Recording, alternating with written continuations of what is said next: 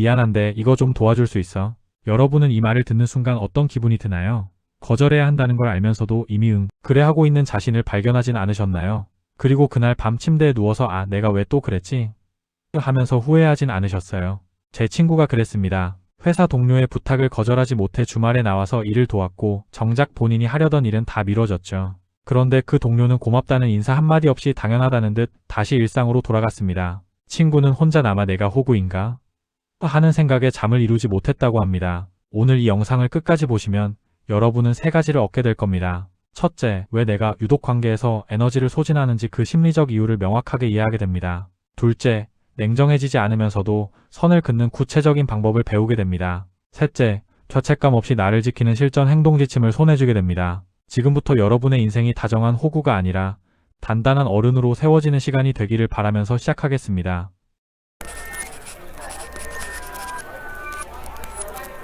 정이 많은 사람들에게는 한 가지 특징이 있습니다. 바로 타인의 감정을 공감하는 게 아니라 흡수한다는 것이죠. 심리학에서는 이를 심리적 융합이라고 부릅니다. 상대의 문제와 내 문제의 경계가 무너지면서 그 사람의 고민이 곧 내 하루의 컨디션이 되어버리는 현상입니다.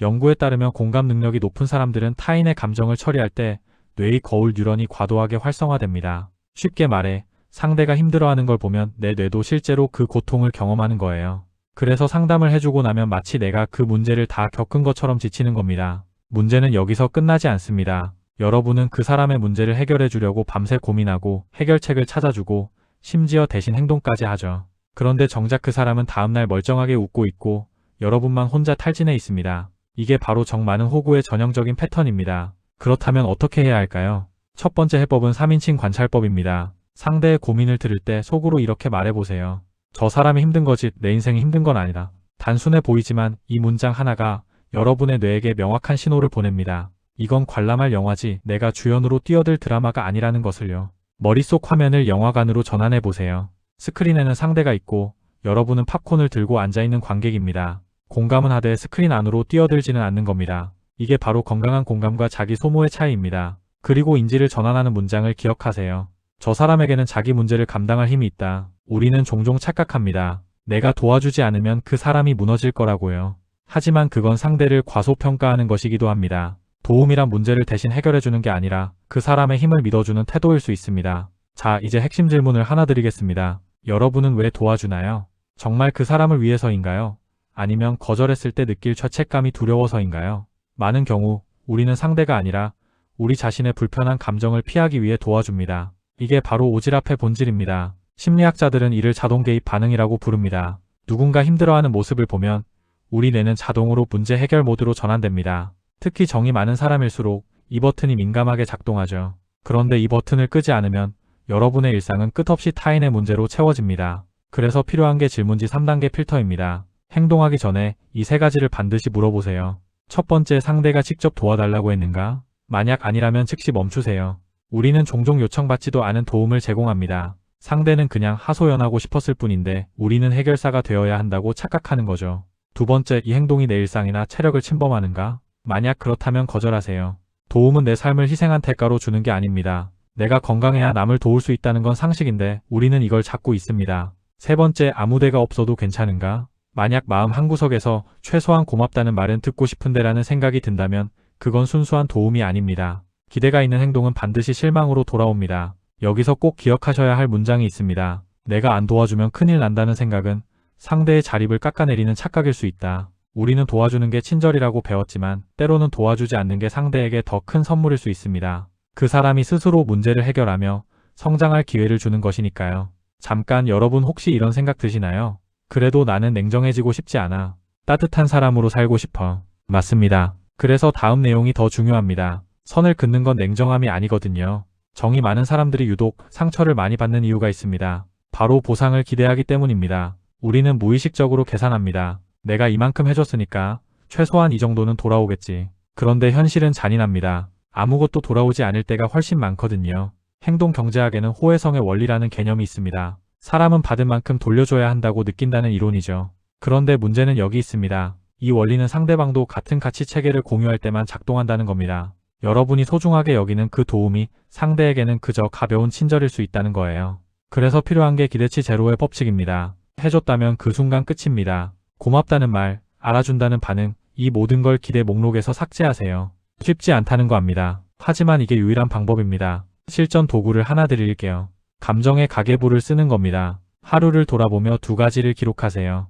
타인을 위해 쓴 에너지는 지출, 나를 위해 쓴 에너지는 저축. 만약 저축이 지출보다 적다면 빨간불입니다. 다음 약속을 취소하고 연락을 끊고 혼자 있는 시간을 확보하세요. 이건 이기심이 아닙니다. 응급조치입니다. 비행기 안전 안내 방송을 떠올려 보세요. 산소 마스크가 떨어지면 본인이 먼저 착용하고 남을 도우라고 하죠.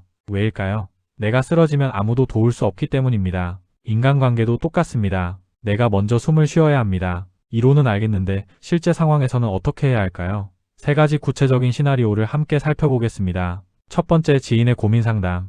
기존의 여러분이라면 밤새 해결책을 찾아줬을 겁니다. 하지만 이제는 이렇게 바꿔보세요. 그거 정말 힘들겠네. 공감 한마디 후 마음에서 내려놓는 겁니다. 해결은 그 사람의 몫입니다. 여러분의 역할은 들어주는 것까지입니다. 두 번째, 도움 요청을 거절할 때.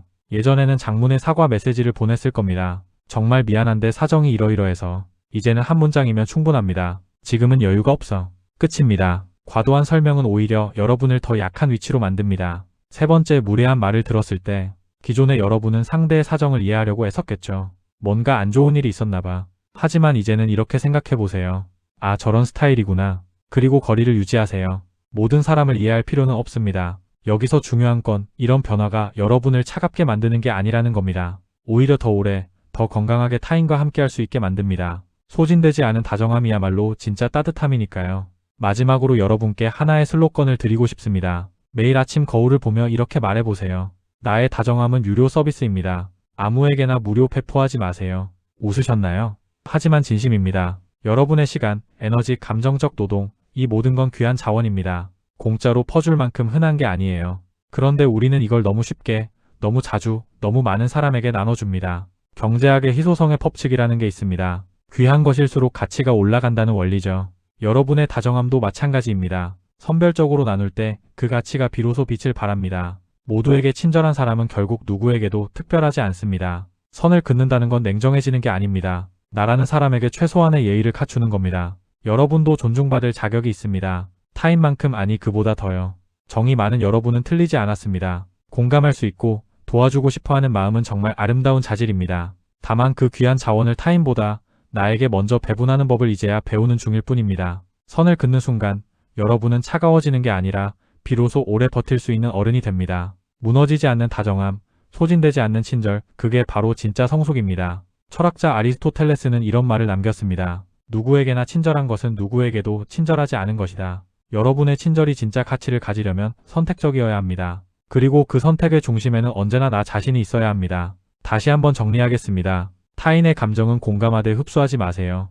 도움은 요청받았을 때만 내 일상을 침범하지 않는 선에서 기대 없이 주세요. 그리고 기억하세요. 나의 다정함은 아무에게나 주는 게 아니라는 것을. 오늘 이 영상이 도움이 되셨다면 구독과 좋아요 부탁드립니다.